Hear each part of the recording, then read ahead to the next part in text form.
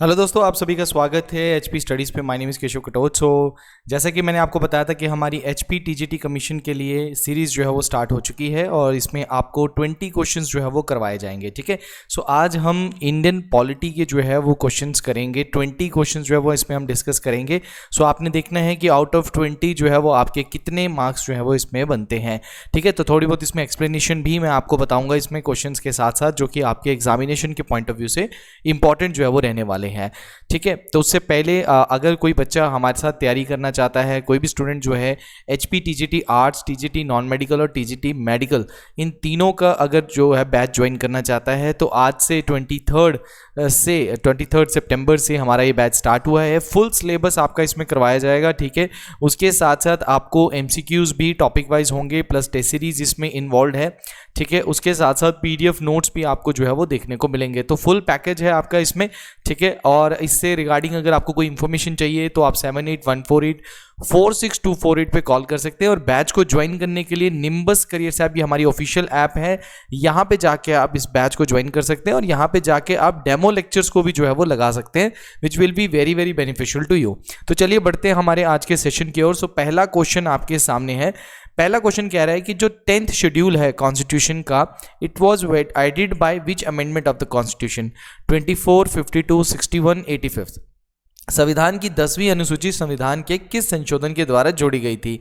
तो देखो 24वां, 52nd, 61 या 85, तो आपका राइट आंसर जो है वो यहाँ पे 52nd अमेंडमेंट एक्ट जो है वो 1985 में राजीव गांधी की गवर्नमेंट के टाइम पे आपका एंटी डिफेक्शन लॉ जो है वो आया था, जिसको दल बदल कानून भी जो है वो एक तरीके से बोला जाता था। ठीक है ना, तो दल बदल कानून या आया राम गया राम का तंज भी जो है वो इसमें दिया जाता है। तो राइट आंसर जो है वो आपका बनेगा 52 अमेंडमेंट एक्ट 1985। ठीक है, यहाँ पे आप ठीक कर लीजिएगा, ये 85 यहाँ पे गलती से आ गया हुआ है, यहाँ पे आंसर 52 आपका आएगा। चलिए नेक्स्ट क्वेश्चन की ओर बढ़ते हैं। नेक्स्ट क्वेश्चन कह रहा है, who among the following can establish N inter state council? President, supreme court, prime minister और पार्लियामेंट। तो यहाँ पे निम्नलिखित में से कौन सा अंतर्राज्य परिषद की स्थापना कर सकता है? तो राष्ट्रपति, सुप्रीम कोर्ट, प्रधानमंत्री या फिर पार्लियामेंट या हमारी संसद भवन।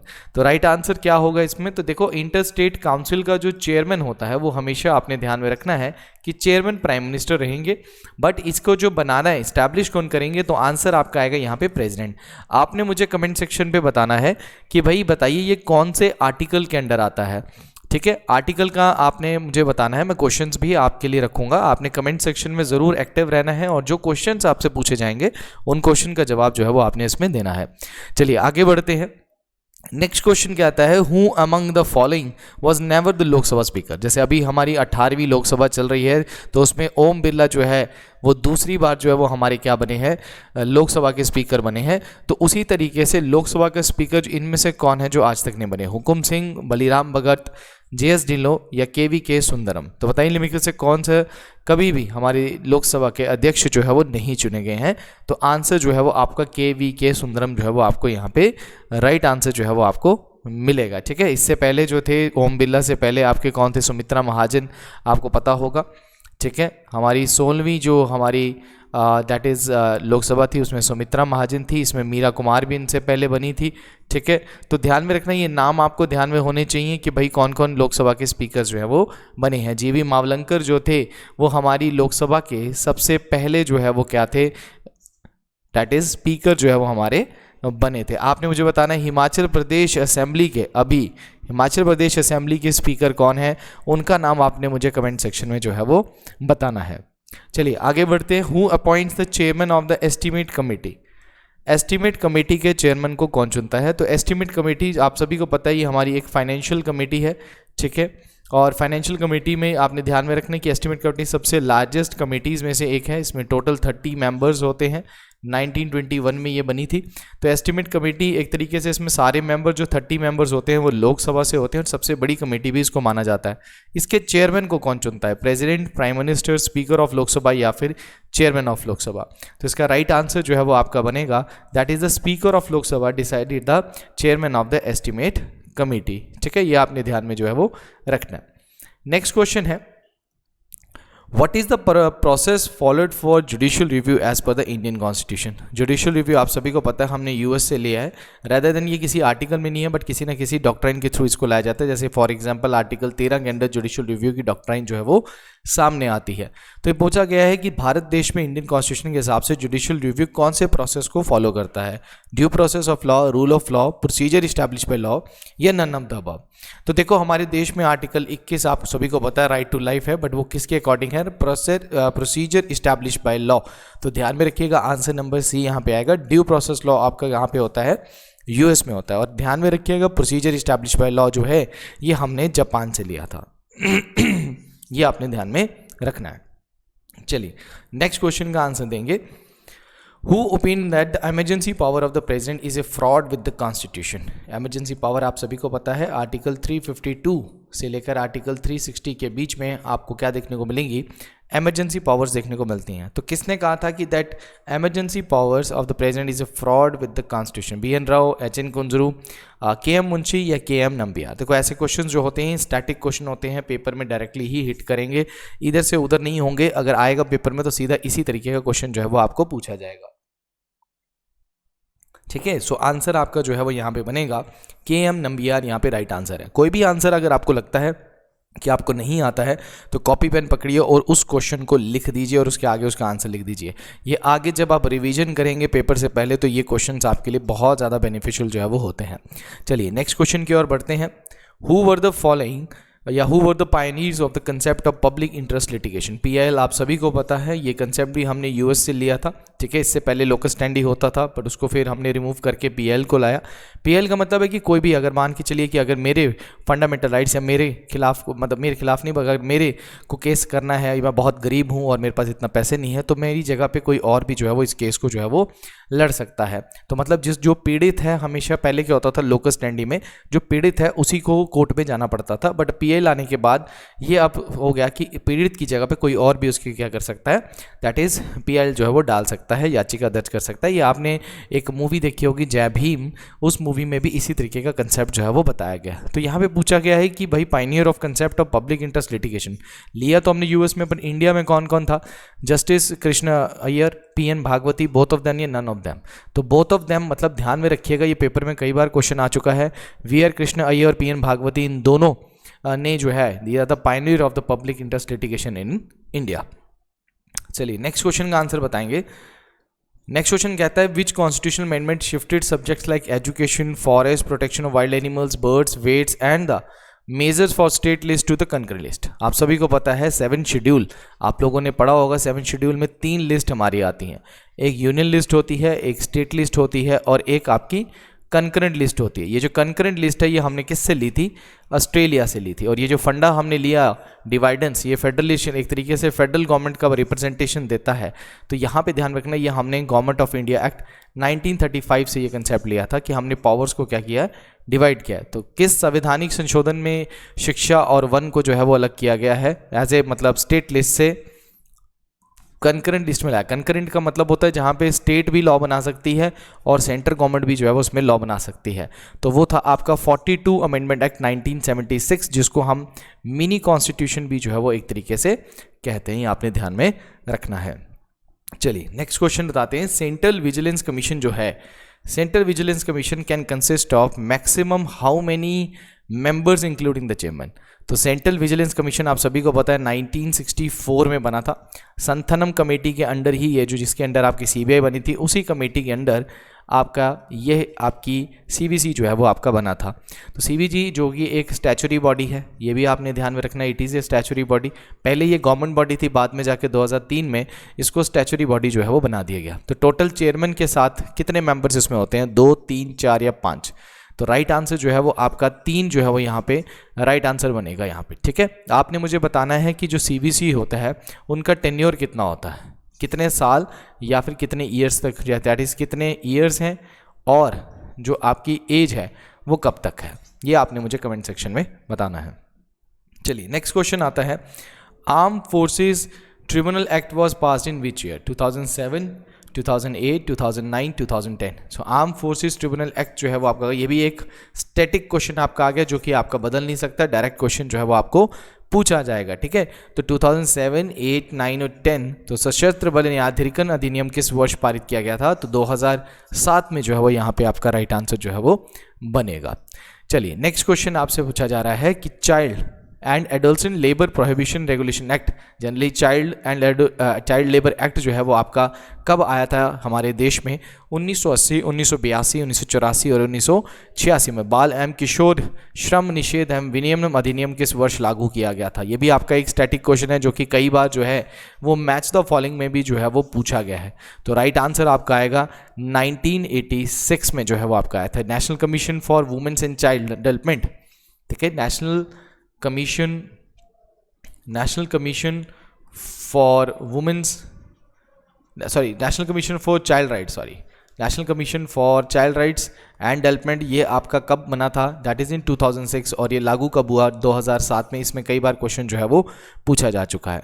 चलिए पॉकेट वीटो के ऊपर क्वेश्चन है next. In pocket veto the president of India can keep a bill of for how many duration? Pocket veto में भारत के राष्ट्रपति किसी विधेयक को कितने अवधि तक अपने पास जो है वो रख सकते हैं? तो ध्यान में रखिएगा कि भाई पॉकेट वीटो देखो, हमारे ऐसे तो टोटल 4 वीटोज होती हैं प्रेसिडेंट के पास। हमारे प्रेसिडेंट के पास कॉन्स्टिट्यूशन के हिसाब से 3 वीटो है, जिसमें आपका एक आता है एब्सोल्यूट वीटो आता है, एक आपका सस्पेंसिव वीटो आता है और दूसरा आपका आता है दैट इज आपका पॉकेट वीटो जो है वो आता है। तो यहाँ पे ध्यान में रखना कि एक होता है आपका that is your qualified veto. तो क्वालिफाइड वीटो जो है वो अमेरिकन प्रेसिडेंट को है, बट हमारे देश में नहीं आता है। तो पॉकेट वीटो में क्या होता है कि कोई भी बिल, अगर सरकार का बिल जो है वो अगर प्रेसिडेंट के पास एसेंट के लिए जाता है तो प्रेसिडेंट उस बिल को अपनी जेब में डाल देता, मतलब ना तो वो उस बिल को विदहोल्ड करेगा और ना ही उस बिल को एसेंट देगा, वो उसको इनडेफिनेट टाइम के लिए पेंडिंग कर देता है। तो इसको इनडेफिनेट पीरियड के लिए ही बोला जाता है, इसका कोई टाइम पीरियड नहीं होता है। चलिए नेक्स्ट क्वेश्चन की ओर बढ़ते हैं हम। नेक्स्ट क्वेश्चन कह रहा है which year is related to Berubari case? तो बेरूबेरी केस जितने भी केसेस हैं आपके, गोलकनाथ केस है, मिनर्वा मिल केस है, ठीक है, उस सभी केसेस में केशव नंदा भारती केस है, LIC केस है, ठीक है, इंदिरा साहनी केस है, इन सभी केसेस की डेट्स को थोड़ा सा ध्यान में रखिए। 1972, 76, 70 और 60। तो आंसर होगा 1960 में आपका बेरूबेरियन यूनियन केस हुआ था। यहाँ से क्वेश्चन आपका मैच द फॉलोइंग में भी बन सकता है या फिर डायरेक्ट आपको क्वेश्चन भी पूछ सकता है। चलिए नेक्स्ट क्वेश्चन बताएंगे। Who among the following said that the preamble of the constitution is the key note of the constitution? तो किसने कहा था कि the preamble of the constitution is the key note of the Indian constitution? NS Barker, Jawaharlal Nehru, BR Ambedkar या Nelson Mandela है? ये भी आपका एक स्टैटिक क्वेश्चन है जो कि डायरेक्टली पूछा जाएगा ये बात किसने बोली थी। तो NS बाकर ने ये लाइन जो है वो बोली गई थी कि जो हमारी प्रस्तावना है वो हमारे देश संविधान का मूल मंत्र जो है वो उसको बोला गया था। चलिए नेक्स्ट क्वेश्चन का आंसर दीजिए। The next question is your which among the following is the oldest high court? आप सभी को पता है कि हमारे देश में 7th अमेंडमेंट एक्ट हुआ था। 7th अमेंडमेंट एक्ट 1956 के अंदर ये बोला गया कि हर स्टेट का एक हाई कोर्ट हो सकता है या फिर 2 स्टेट का एक हाई कोर्ट जो है वो होगा, बट हाई कोर्ट ज़रूर होगा। तो उसी तरीके से ओल्डेस्ट हाई कोर्ट की बात करें तो 1862 में हमारे 3 हाई कोर्ट बने थे। कलकत्ता हाई कोर्ट बना था, बॉम्बे हाई कोर्ट बना था और मद्रास हाई कोर्ट बना था। और इसी के साथ 1866 में हमारा इलाहाबाद हाई कोर्ट जो है वो बना था। अभी अगर बात करें तो टोटल इंडिया में 25 हाई कोर्ट्स आपको देखने को जो है वो मिलते हैं, ठीक है। तो सबसे पहला हाई कोर्ट कौन सा था? कलकत्ता हाई कोर्ट जो है वो सबसे पहला हाई कोर्ट हमारे देश में बना था। चलिए नेक्स्ट क्वेश्चन का आंसर देंगे। Which among the following countries has first implemented the idea of universal adult franchise to its citizens? आप सभी को पता है यूनिवर्सल एडल्ट फ्रेंचाइज इंडिया में भी है कि 18 से ऊपर के जो लोग हैं वो वोटिंग राइट्स उनको मिलते हैं, है ना। वोटिंग राइट्स जो है वो मिलते हैं 18 से ऊपर। पहले ये 21 था, 21 से 18 जो है वो किया गया। आप लोगों ने मुझे अमेंडमेंट बताना है कि किस अमेंडमेंट के अंडर जो उम्र है वोटिंग की वो 21 से 18 कर दी गई। तो सबसे पहले जो इम्प्लीमेंटेशन था वो न्यूजीलैंड में हुआ, ब्रिटेन में हुआ, US में या जापान में? तो राइट आंसर आपका जो बनेगा वो न्यूजीलैंड यहाँ पे जो है वो राइट आंसर बनेगा। चलिए नेक्स्ट क्वेश्चन है who was the first Indian to join the viceroy executive council? वो कौन से पहले इंडियन हैं जिन्होंने वाइसरॉय की एग्जीक्यूटिव काउंसिल को जो है वो ज्वाइन किया था? गोपाल कृष्ण गोखले, महात्मा गांधी, सत्येंद्र प्रसाद सिन्हा या अंबिका चरण मजूमदार? वाइसरॉय की कार्यकारी परिषद में शामिल होने वाले पहले भारतीय जो है वो कौन थे? ठीक है ना। तो यहाँ पे गोपाल कृष्ण गोखले, महात्मा गांधी, सत्येंद्र प्रसाद सिन्हा, अंबिका चरण मजूमदार। तो यहाँ पे राइट आंसर जो है वो आपका सत्येंद्र प्रसाद सिन्हा आएगा। ये भी आपका 1909 का जो आपका एक्ट हुआ था that is your council act, उसके अंडर ये फैसला लिया गया था। और दूसरा ध्यान में रखना, ये एक लॉ मेंबर जो है वो चुने गए थे, लॉ मेंबर ये चुने गए थे, ये भी आपने ध्यान में रखना है। चलिए नेक्स्ट क्वेश्चन की बात करते हैं यहाँ पे। The prime minister of India does not act as the chairman of which of the following. तो प्राइम मिनिस्टर जो है हमारे देश के, भारत के प्रधानमंत्री, इनमें से किसके अध्यक्ष के रूप में कार्य नहीं करते। बहुत आसान क्वेश्चन है। NITI Aayog, national water resource council, interstate council या नेशनल ग्रीन ट्रिब्यूनल। तो इंटरस्टेट काउंसिल के बारे में तो मैं आपको भी बता चुका हूँ कि प्रेसिडेंट बनाता है और प्राइम मिनिस्टर जो है वो क्या होता है इसके, that is your that is head या चेयरमैन होते हैं। जो एनजीटी होता है, एनजीटी एक्ट कब आया आपका, 2010 में आया था। तो एनजीटी में रिटायर्ड जो चीफ जस्टिस होते हैं, रिटायर्ड चीफ जस्टिस या फिर सुप्रीम कोर्ट के जज होते हैं, वो सॉरी वो आपको यहाँ पे देखने को मिलेंगे, इसके दैट इज हेड जो है वो देखने को मिलेंगे। तो एनजीटी के हेड जो है वो नहीं होते हैं, तो यहाँ पे D is the right answer जो है वो आपका बनेगा। चलिए भाई नेक्स्ट क्वेश्चन को देखते हैं। तो नेक्स्ट क्वेश्चन कहता है which article empowers the high court to issue direction for the enforcement of the fundamental rights. So article 226, 135, 143, 133। ये भी बहुत आसान है कि जो हमारे फंडामेंटल राइट्स हैं उनके रिगार्डिंग जो रिट्स लेने का अधिकार है या डायरेक्शन देने का अधिकार है, तो हाई कोर्ट के पास जो है वो पावर है और सुप्रीम कोर्ट के पास। तो सुप्रीम कोर्ट आर्टिकल 32 के अंडर और हाई कोर्ट जो है वो 226 के अंडर जो है वो डायरेक्शन देता है रिगार्डिंग द फंडामेंटल राइट्स। तो आर्टिकल 226 यहाँ पे राइट आंसर हो जाएगा। आर्टिकल 32 के अंडर जो है सुप्रीम कोर्ट से फंडामेंटल राइट से रिलेटेड रिट ले सकता है, बट हाई कोर्ट जो है वो लीगल राइट के रिलेटेड भी ले सकता है और फंडामेंटल राइट से रिलेटेड भी जो है वो ले सकता है। चलिए आगे बढ़ते हैं। An ordinance issued by the governor has to be passed by assembly within. अब कोई भी ऑर्डिनेंस जिसको हम आर्टिकल 213 के अंडर, गवर्नर की अगर मैं बात करता हूं तो ऑर्डिनेंस पावर 213 के अंडर आती है। It is issued by the governor has to be pass by assembly within. तो जो लेजिस्लेटिव असेंबली है, जो हमारी दैट इज़ विधानसभा है, उसको कितने दिनों में उसको पास करना पड़ेगा।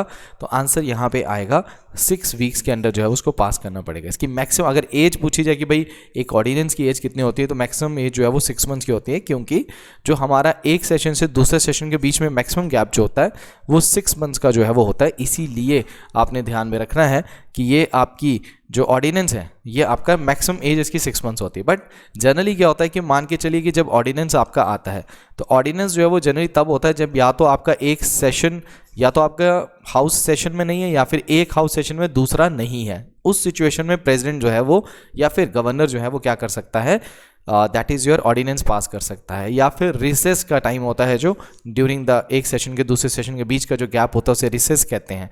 तो वो टाइम पे वो ऑर्डिनेंस को जो है वो पास कर सकता है। और जैसे ही आपकी जो दैट इज़ हाउस है वो दोबारा रीअसेंबल होता है, तो उसके 6 वीक्स के अंदर अंदर उनको क्या करना पड़ता है, इसको पास करना पड़ता है या इसके ऊपर डिसीजन जो है वो लेना पड़ता है। तो ये थे हमारे आज के 20 क्वेश्चंस। आई होप आपको क्वेश्चंस अच्छे लगे होंगे, आपके लिए वेरी वेरी वैल्यूएबल क्वेश्चंस ये रहेंगे। ठीक है, तो अच्छे से आपने पढ़ना है, तैयारी अपनी करते रहिए। इन दी एंड अगर हमारा कोई HP-TGT कमीशन का HP-TGT आर्ट्स, नॉन मेडिकल और TGT मेडिकल का अगर बैच ज्वाइन करना चाहते हैं, these are the best batches with the reasonable fee. So आप लोग इसको निम्बस करियर ऐप से जो है वो ज्वाइन कर सकते हैं, या फिर आप नीचे दे नंबर 7814846248 पे कॉल करके भी इन बैचेस को ज्वाइन कर सकते हैं। डेमो लेक्चर्स आपको ऐप के अंदर मतलब कोर्स के अंदर आपको मिल जाएंगे। तो डेमो लेक्चर्स लगाइए और बैच को ज्वाइन कीजिए, क्योंकि ये बैच आज ही से शुरू हुआ है 23 सितंबर 2024 से। Thank you very much, all the best.